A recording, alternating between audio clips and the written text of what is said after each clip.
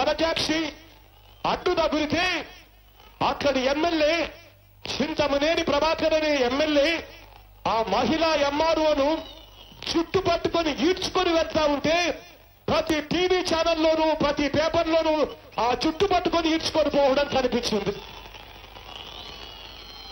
అటువంటి ఎమ్మెల్యేను ఈ పెద్ద మనిషి ఏం చేశాడో తెలుసా?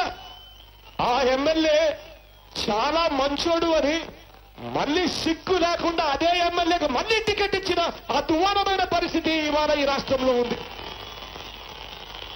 ఒక ఎమ్మెల్యే మీద ఒక ఎమ్మెల్యే ఒక ఎంఆర్ఓను అక్రమ ఇసుక రవాణా చేస్తా ఉన్నాడు అని చెప్పి ఎమ్మెల్యేను అడ్డుకుంటే ఆ ఎంఆర్ఓను ఆ ఆడావిడను ఆ మహిళను చుట్టుపట్టుకొని ఈడ్చుకొని పోతే ఎలాంటి కేసు లేదు, ఎలాంటి అరెస్టు లేదు.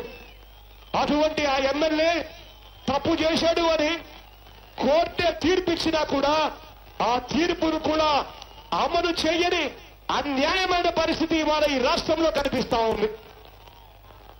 చంద్రబాబు అరాచకవాది, హింసావాది కాబట్టి విజయవాడలో అప్పులు కట్టలేక నిస్సహాయులుగా నిలిచిపోయిన ఆడపడుచుల మీద దారుణాలకు దిగిన మానవ మృగాలను కాల్మనీ సెక్స్ ర్యాకెట్లను నడిపిన ఆ మానవ మృగాలను ఏమాత్రం కూడా అరెస్టు చేయకుండా వాళ్ళు చివరికి కాలర్ ఎగిరేసుకొని తిరుగుతా ఉన్నారు అనంటే ఈ రాష్ట్రంలో ఎంత దారుణమైన లా అండ్ ఆర్డర్ ఉంది అని చెప్పడానికి వేరే నిదర్శనం అవసరమని అడుగుతా ఉన్నా.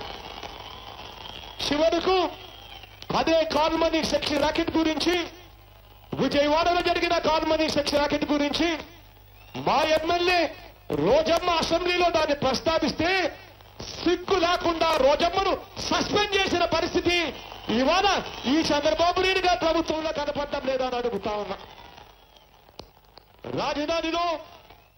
రాజధానిలో బలవంతంగా చంద్రబాబు నాయుడు గారు భూములు లాక్కుంటా